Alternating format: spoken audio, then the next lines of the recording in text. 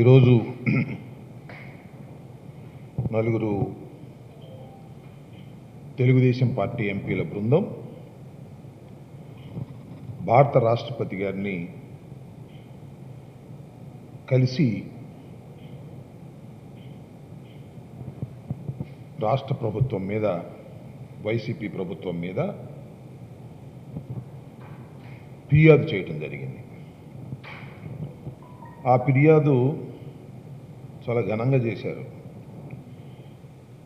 దానిలో ఏమీ లేకపోయినా విషయం 52 పేజీల దస్త్రాన్ని రాష్ట్రపతి గారికి సమర్పించారు. దానిలో ఉన్నవి లేనివి కలిపి లేనిపోని ఆరోపణలు చేసి రాష్ట్ర ప్రభుత్వం మీద యాక్షన్ తీసుకోండి అని చెప్పి 52 పేజీల దస్త్రాన్ని ఫిర్యాదు రూపంలో రాష్ట్రపతి గారికి ఇచ్చారు. సరే, దానిలో ఏముంది ఏమిటి అనే విషయాన్ని పక్కన పెడితే, బయటకు వచ్చిన తర్వాత వారు మాట్లాడినటువంటి మాటలు చూస్తే వారు ఎంతగా భయపడుతున్నారో అర్థమవుతా ఉంది. ఈ రాష్ట్ర ప్రభుత్వం రాజ్యాంగ వ్యవస్థల్ని ధ్వంసం చేస్తుందని, కక్షపూరితంగా వ్యవహరిస్తుందని, అవినీతికి పాల్పడుతుందని, ఇంకా లేనివి ఉన్నవి కలిపి రకరకాల ఫిర్యాదులు చేసి బయటకు వచ్చి సుదీర్ఘమైన ఉపన్యాసాలు చెప్పేందుకు ప్రయత్నం చేశారు. ఈ సందర్భంగా మరొక్కసారి నేను చెప్పదలుచుకున్నా. అదేమిటంటే, వైఎస్ జగన్మోహన్ రెడ్డి గారి నాయకత్వంలో ఉన్న ప్రభుత్వం ఈ రాష్ట్రంలో చాలా ట్రాన్స్పరెంట్గా, అవినీతికి తావు లేకోకుండా పరిపాలన చేయాలనేటువంటి దృఢ సంకల్పంతో ముందుకు వెళుతుంది. గత 13 మాసాలు కూడా అదే విధంగా ప్రయత్నం చేసింది. అయితే చంద్రబాబు నాయుడు గారు, తెలుగుదేశం నాయకులు మా మీద బురద జల్లేటటువంటి కార్యక్రమాలు కంటిన్యూగా చేస్తూ ఉన్నారు. ఇది అందరికీ తెలిసినటువంటి విషయమే. మేము అవినీతికి పాల్పడుకోకుండా ఉండటమే కాదు, గత 5 సంవత్సరాల పరిపాలనలో చంద్రబాబు నాయుడు గారి బృందం చేసినటువంటి అవినీతి అక్రమాల మీద పోరాటం చేయటంలో కూడా వెనుకాడం. ఎవరైతే తప్పు చేశారో, ఎవరైతే ప్రజాధనాన్ని దుర్వినియోగం చేశారో, ఎవరైతే ప్రజాధనాన్ని మెక్కారో వారందరి మీద చట్టపరమైనటువంటి యాక్షన్ తీసుకోవడంలో ఏ విధమైన సందేహం లేకుండా ఈ రాష్ట్ర ప్రభుత్వం ముందుకు వెళుతుందనే విషయాన్ని మరొక్కసారి ఈ సందర్భంగా మేము చెప్పదలుచుకున్నాం. గతంలో అనేక అక్రమాలకు పాల్పడ్డారు, మీ అందరికీ తెలుసు. దాని మీద ఇవాళ మేము ఎంక్వైరీలు చేస్తున్నాం. ఆధారాలు దొరికితే వారిని అరెస్ట్ చేస్తున్నారు. దానిలో ఏ విధమైన సందేహం లేదు. ఇది ఒక కక్ష సాధింపు చర్య అనే ముసుగులో తప్పుకు పోవాలని ప్రయత్నం చేస్తే మాత్రం చట్టాలు ఊరుకోవనే విషయాన్ని కూడా ఇక్కడ నేను చాలా స్పష్టంగా చెప్పదలుచుకున్నాను. బయటకు వచ్చిన తర్వాత ఆ నలుగురు ఎంపీలు మాట్లాడినటువంటి తీరు చూస్తే, అచ్చెన్నాయుడు గారిని అన్యాయంగా నోటీసు లేకుండా అరెస్ట్ చేశారని, కొల్లు రవీంద్ర గారిని అరెస్ట్ చేశారని, జేసీ ప్రభాకర్ రెడ్డి గారిని అరెస్ట్ చేశారని ఈ మాటలు మాట్లాడుతున్నారు. అచ్చెన్నాయుడు గారిని ఊరిని అరెస్ట్ చేశారండి? సాక్ష్యాధారాలు లేకుండానే అరెస్ట్ చేశారా? కొల్లు రవీంద్ర గారి మీద సాక్ష్యాధారాలు లేకోకుండా మర్డర్ కేసులు అరెస్ట్ చేశారా? ఆయన మేము వేధిస్తున్నామంటారేంటి? ఆయన ఒక నిండు ప్రాణం నడి రోడ్డు మీద కసాయిగా నరికివేయడానికి కారణభూతుడయ్యాడు అనేటువంటి సాక్ష్యాధారాలు ఉన్నప్పుడు అతను మంత్రి కావచ్చు, ముఖ్యమంత్రి కావచ్చు, ఎవరైతే మాత్రం ఏంటి చట్టం ముందు అందరూ సమానులు కదా? చనిపోయిన వాడు ఏమైపోవాలని నేను అడుగుతా ఉన్నా. ధర్మం జరగాల అవసరం లేదా? ఒక వ్యక్తిని నడి బజార్లో నరికేస్తే దానిలో ఒక మాజీ మంత్రి, తెలుగుదేశం ఆయనకి సంబంధం ఉందని సాక్ష్యాధారాలు సంపూర్ణంగా దొరికితే మేము వదిలేయాలా? వదిలేయకోకుండా సాక్ష్యాధారాలు ఉంటే వారిని అరెస్ట్ చేసి కోర్టులో ప్రొడ్యూస్ చేసి చట్ట ప్రకారంగా ప్రొసీజర్ చేస్తే అది కక్ష సాధింపు చర్య అవుతుందా? ఆలోచించమని మనం చేస్తున్న ప్రజానీకాన్ని. అంతేకాదు, అచ్చెన్నాయుడు గారు నువ్వు ఎందుకు అరెస్ట్ చేశారండి? తీగ లాగితే డొంక కదులుతున్నట్టుగా ఎన్ని అంశాలు కదులుతూ ఉన్నాయి అచ్చెన్నాయుడు గారి వ్యవహారంలో. వారి మీద కక్ష సాధించదలుచుకుంటే 3 వారాల పాటు గవర్నమెంట్ హాస్పిటల్లోనే ఉంచాల్సిన అవసరం ఏముందండి ఈ ప్రభుత్వానికి? ఈ ప్రభుత్వం చట్ట ప్రకారం వెళుతున్నది. సరే, జేసీ ప్రభాకర్ రెడ్డి గారి విషయం నేను చెప్పాల్సిన అవసరం ఉందా? ప్రజలకు తెలియదండి ఎన్ని వైలేషన్ చేశారు, ఎన్ని అక్రమాలకు పాల్పడ్డారు. తెలుగుదేశం పార్టీ అధికారంలో ఉన్నప్పుడు అక్రమాలకు పాల్పడితే చంద్రబాబు నాయుడు గారు చూసి చూడనట్టు పోయాడు. మరి చంద్రబాబు నాయుడు గారికి వాళ్ళ అబ్బాయికి వాటాలు ఉన్నాయో మరి ఎందుకనో ఎందుకు పోయారో తెలియదు. అయితే మేము అధికారంలోకి వచ్చిన తర్వాత అన్యాయం జరుగుతుంటే, చట్టాలను ఉల్లంఘిస్తుంటే, వైలేషన్ చేస్తుంటే మేము చూస్తూ ఊరుకోవాలా? చేసి ప్రభాకర్ రెడ్డి గారిని చూస్తూ ఊరుకుంటేనేమో మంచిదా? చూస్తూ ఊరుకోకుండా చట్ట ప్రకారం వెళితేనేమో కక్ష సాధింపు చర్యలు అవుతాయా? నేను మనవి చేస్తున్నా, కక్ష సాధింపులు చేయవలసినటువంటి అవసరం మాకు లేదు, రాదు కూడా. ఎందుకంటే ఒక బలమైనటువంటి రాజకీయ పార్టీ వాళ్ళ వైఎస్ఆర్ కాంగ్రెస్ పార్టీ. తెలుగుదేశం ఒక బలహీన పడినటువంటి రాజకీయ పార్టీ, రోజు రోజుకి బలహీన పడుతున్నటువంటి రాజకీయ పార్టీ.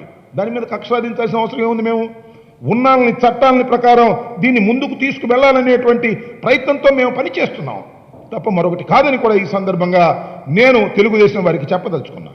ప్రజలను కూడా గమనించమని మనం చేస్తున్నా. ఎవరు అన్యాయాలకి అక్రమాలకు పాల్పడ్డారో ఎంతటి వారైనా చట్టం ముందు సమానులే, దీనిలో ఏ విధమైన సందేహము లేదు. ఇవాళ భయం ఏంటంటే వాళ్ళకి భయం. సిబిఐ ఎంక్వైరీ జరుగుతూ ఉంది, ఇంకా అనేక ఎంక్వైరీలు జరుగుతూ ఉన్నాయి. ఈ ఎంక్వైరీల్లో చిన్న చేపలు దొరికాయి, ఇంకా పెద్ద చేపలు దొరుకుతాయేమో, మేమే దొరుకుతామేమో అనేటటువంటి ఒక భయాందోళనల మధ్య వెళ్ళి కాళ్ళబేరానికి వెళ్ళి రాష్ట్రపతి గారికి దస్తాలు ప్రజెంటేషన్లు ఇచ్చి ఏదో జరిగిపోతుందనేటువంటి ఒక భావన ఈ రాష్ట్రంలో కలిగించేందుకు ప్రయత్నం చేస్తున్నారు. నేను ఈ సందర్భంగా గౌరవ ప్రతిపక్ష నాయకుడు చంద్రబాబు నాయుడు గారిని ఒకటి సూటిగా ప్రశ్నిస్తున్నా. అయ్యా చంద్రబాబు నాయుడు గారు, మీరు అధికారంలో ఉన్నప్పుడు 2019లో ఎన్నికలు జరిగేటప్పుడు నల్ల చొక్కా వేసుకొని గర్జించారే. కేంద్ర ప్రభుత్వ సంస్థలు అన్ని అక్రమమైన సంస్థలని గర్జించారే. సిబిఐ మన రాష్ట్రానికి రావడానికి వీల్లేదన్నారే, ఐటీ సంస్థ రావడానికి వీల్లేదన్నారే, ఇన్కమ్ ట్యాక్స్, ఈడీ రావడానికి వీల్లేదన్నారే. అయ్యా చంద్రబాబు నాయుడు గారు, ఈ కేంద్ర సంస్థల మీద తమకు ఎప్పుడు నమ్మకం కలిగిందండి? పోయిన నమ్మకం ఎలా వచ్చిందండి? అవి మన రాష్ట్రంలోకి రావడానికి వీల్లేదనేది మీరు తీర్మానాలు చేసి మరీ పంపించారే. ఇవాళ వాటి మీద ఎందుకు మీకు అంత ప్రేమ కలిగింది? వాటి మీద పునర్విశ్వాసం ఎప్పుడు కలిగిందో సూటిగా సమాధానం చెప్పగలరా? ఇవాళ బాగా వాటి మీద, వ్యవస్థల మీద బాగా నమ్మకం కలిగింది, కేంద్ర ప్రభుత్వం మీద బాగా నమ్మకం కలిగింది.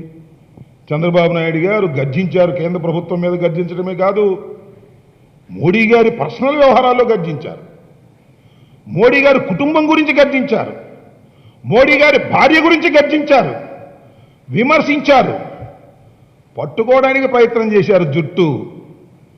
చంద్రబాబు నాయుడు గారు, మీరు దొరికితే జుట్టు, లేకపోతే కాళ్ళు పట్టుకోవడంలో భారత రాజకీయాల్లో నారా చంద్రబాబు నాయుడు గారంత దిట్ట ఎవ్వరూ లేరనేటువంటి నమ్మకం అందరికీ తెలిసి, ఇది జగమెరిగిన సత్యం. 2019కి ముందు మోడీ గారు జుట్టు పట్టుకోవడానికి ప్రయత్నం చేశారు. ఆయన గెలిచిన తర్వాత కాళ్ళు పట్టుకోవడానికి ప్రయత్నం చేస్తున్నాడు. ఎవరికి తెలియదండి, ఇది నాకు అర్థం కాలేదు. మీకు ఎంపీలు ఉన్నారే, పాపం రాజ్యసభలోకి పంపించారు. మీరు అతి ప్రియమైనటువంటి ఎంపీలు మీకు సుజనా చౌదరి గారు, రమేష్ గారు, సీఎం రమేష్ గారు. వీళ్ళు మీకు బాగా నమ్మిన బొంట్లే కదా? చెప్పండి నాకు, ఎన్ని సంవత్సరాల నుంచి నమ్మిన బొంట్లు వీళ్ళు? బీజేపీ అధికారంలోకి రాగానే తుర్రున దానిలో దూరారే, మీరు పంపించకుండానే వెళ్ళారా? చెప్పండి. చంద్రబాబు నాయుడు గారు శుభ్రంగా వాళ్ళని పంపించారు, అక్కడ పెట్టి వ్యవస్థల్ని మేనేజ్ చేసేటటువంటి కార్యక్రమాలు చేస్తున్నారు. ఇలాంటి తప్పుడు కార్యక్రమాలు చేసి ఏదో ఒక విధంగా బయటపడాలనేటువంటి పరిస్థితి మీలో కనిపిస్తుంది తప్ప మరొకటి ఏమైనా కనిపిస్తుందా చంద్రబాబు నాయుడు గారిని అడుగుతా ఉన్నా. సుజనా చౌదరి గారు ఎన్ని అక్రమాలకు పాల్పడ్డారండి? ఎన్ని నోటీసులు తీసుకున్నారండి? ఎన్ని బ్యాంకులకు డబ్బులు ఎగ్గొట్టారండి? ఆయన పట్టుకుంటే మీ తీగ లాగితే డొంకంతా కదిలినట్టుగా మీరు కూడా దొరికిపోతారని పద అని బీజేపీలోకి మీరే పంపించినటువంటి ఘటన సమర్థులే మీరు ఇవాళ రాష్ట్ర ప్రభుత్వం గురించి మాట్లాడుతూ ఉన్నారు. నేను మనవి చేస్తున్నా, ఈ రాష్ట్ర ప్రభుత్వం చిత్తశుద్ధితో పరిపాలన చేస్తుంది. మీరిచ్చినటువంటి 52 పేజీల దస్త్రం ప్రజా సమస్యలకు సంబంధం లేనిది, రాష్ట్ర సమస్యలకు సంబంధం లేనిది, కేవలం ఏదో ఒక విధంగా లాలూచిబడి ఈ అవినీతి చేసిన మమ్మల్ని కాపాడండి అని కాళ్ల బేరానికి రావడం కోసం ఇచ్చినటువంటి దస్త్రం తప్ప మరొకటి కాదు. ఇది ఒక దుర్మార్గమైనటువంటి రాజకీయాలు చేస్తున్నటువంటి చంద్రబాబు నాయుడు గారి ఆలోచన విధానానికి తగ్గింది తప్ప మరొకటి కాదనే విషయాన్ని కూడా ఈ సందర్భంగా నేను చెప్పదలుచుకున్నా. ఏమి జరిగినా ఒకటి మాత్రం చాలా స్పష్టంగా చెప్పదలుచుకున్నాం, ఈ రాష్ట్రంలో అవినీతి జరగడానికి వీల్లేదు. నెంబర్ 1, గతంలో అవినీతి చేసిన వాళ్ళు తప్పుకుపోవడానికి వీల్లేదు. ఈ 2 సిద్ధాంతాల మీద ఈ రాష్ట్ర ప్రభుత్వం కట్టుబడి ఉంది. ఎన్ని చేసినా, ఎన్ని మీరు ఆందోళన చేసినా, ఎన్ని భయపడినా తప్పు చేసిన వాడు శిక్షకు గురి కావాల్సిందే అనే విషయాన్ని కూడా మరొక్కసారి పునరుద్ఘాటిస్తూ ఇంకొక విషయాన్ని పునరుద్ఘాటించి చెప్తూ ఉన్నాను. పోతే బాలినేని శ్రీనివాస్ గారి వ్యవహారం నిన్న ఇవాళ దొరికింది 5.5 కోట్లు. 5.5 కోట్లు తమిళనాడులో ఒక కారులో పట్టుకున్నారట. దాని మీద ఎమ్మెల్యే స్టిక్కర్ ఉందట. ఆ ఎమ్మెల్యే స్టిక్కర్ కూడా బాలినేని శ్రీనివాస్ గారిదట. ఇవన్నీ టాలే. బాలినేని శ్రీనివాస్ గారి 5.5 కోట్లు దొరికాయి. ఈ రాష్ట్రంలో లూటీ జరిగిపోతుంది. ఒక్క రోజులోనే 5.5 కోట్ల రూపాయలు పంపించారంటే మరి 13 మాసాల్లో ఎంత పంపించుంటారో లెక్కేయండి. ఈయన్ని తక్షణమే బర్తరఫ్ చేయండి, రాజీనామా చేయాలి. దున్నపోతూ ఈయనింది అంటే దూడను కట్టేయమని బయలుదేరాడు ఒక ఆయన, విజయవాడ మాజీ ఎమ్మెల్యే. దానికి తోడు మన చంద్రబాబు నాయుడు గారి అబ్బాయి కూడా ఒక ట్వీట్ పెట్టాడు. నేను మనవి చేస్తున్నా, ఇది ఎవరిది డబ్బు? నిజంగా బాలినేని శ్రీనివాస్దా కాదా? నిజంగా బాలినేని శ్రీనివాస్ అయితే తప్పనిసరిగా బాలినేని శ్రీనివాస్ గారి మీద ఎంక్వైరీ చేయవలసిందే. అయ్యా నాది కాదని ఆయన చెప్తున్నాడు. ఒక ఆయనేమో అది నాదండి డబ్బు, నేను బంగారం కొనడానికి నేను చెన్నై పంపిస్తున్నాను, పట్టుకున్నారని ఆయన చెప్తున్నాడు. లేదు ఇది బాలినేని శ్రీనివాస్ గారిదే. ఏమిటిది నాకు అర్థం కాదు. మీలాగా దౌర్భాగ్యంగా వ్యవహరించడానికి జగన్మోహన్ రెడ్డి గారి నాయకత్వంలో మంత్రివర్గం సిద్ధంగా లేదని మనం చేస్తున్నా. మీ కాలంలో దొరికాయి, ఎన్నిసార్లు దొరికాయి చూడండి. 2010లో పచ్చ నోట్లు దొరికాయి. ఈ డబ్బు ఎవరిది బాబు అంటే ఆ రోజు పత్రికల్లో కూడా వచ్చింది. చంద్రబాబు నాయుడు గారి పేరుతో రిజిస్టర్ అయిన వాహన నెంబర్ల ప్లేటు లభ్యం. దానిలో మరి డబ్బులు దొరికితే 7 కోట్ల రూపాయలు. ఆ రోజు ఏం చేయాలండి? చంద్రబాబు నాయుడు గారు రాజీనామా చేశారా? నాకు అర్థం కాలేదు. ఊరికినే పిచ్చి బాగుళ్ళు మాట్లాడేటటువంటి కార్యక్రమం చేస్తున్నారు. నేను ఒకటే మనవి చేస్తున్నా, ఈ రాష్ట్రంలో అవినీతి జరగడానికి వీల్లేదనేటువంటి ఉద్దేశంతో జగన్మోహన్ రెడ్డి గారి పరిపాలన చేస్తున్నారు, మంత్రులు పరిపాలన చేస్తున్నారు. ఎక్కడైనా ఎవడైనా ఒక సన్నాసి ఎవడన్నా వాడు ఏదన్నా కక్కుర్తి పడితే పడొచ్చేమో, కానీ వ్యవస్థీకృతమైనటువంటి పనులు మేము చేయడం లేదు. చంద్రబాబు నాయుడు గారి కాలంలో అలా జరిగాయి. ఎక్కడ అవినీతి జరగడం లేదు. కానీ రోజు అవినీతి జరుగుతుందని మీకు అనుకూలమైన ఛానల్స్, కొన్ని ఛానల్స్లో చూసా, అన్నీ పాపం మాకు వ్యతిరేక ఛానల్స్ అవి, చంద్రబాబు నాయుడు గారికి అనుకూల ఛానల్స్. ఎమ్మటే ఇది బాలినేని గారిదే డబ్బు, బాలినేని గారు రాజీనామా చేయాలి అనేటువంటి మాటలు మాట్లాడుతున్నారు. కాస్త ఆలోచించి మాట్లాడండి అయ్యా. ఎక్కడైనా ఏమైనా డబ్బు దొరికితే దాని పూర్వాపురాలు విచారించిన తర్వాత మాట్లాడాలి తప్ప దొరకంగానే అది బాలినేని గారిదో, అంబటి రాంబాబు గారిదో, లేకపోతే అన్నా రాంబాబు గారిదో, లేకపోతే ముఖ్యమంత్రి గారితో అని చెప్పేసి ముడిగట్టేసి రాజీనామా చేసేయాలి అనేటువంటి పిచ్చివాగుళ్ళు వాగటం శ్రేయస్కరం కాదని ఈ సందర్భంగా మీ ద్వారా వారికి, తెలుగుదేశం వారికి, ప్రజలకు కూడా చెప్తూ ఉన్నా. ఏ జరిగినా అది జగన్మోహన్ రెడ్డి గారికి అంటగట్టడమో, జగన్మోహన్ రెడ్డి గారి మంత్రివర్గంలో సభ్యులకు అంటగట్టడమో, ఏమీ జరగకపోయినా జరిగినట్టు చిత్రీకరించడానికి ప్రయత్నం చేయటమో చంద్రబాబు నాయుడు గారికి, ఆయన తాబేదారులకి ఆయనకు అనుకూలంగా ఉన్నటువంటి కొన్ని ఛానల్స్కి అలవాటైపోయింది. ఇలాంటి అభూత కల్పనలను దయచేసి నమ్మకండి.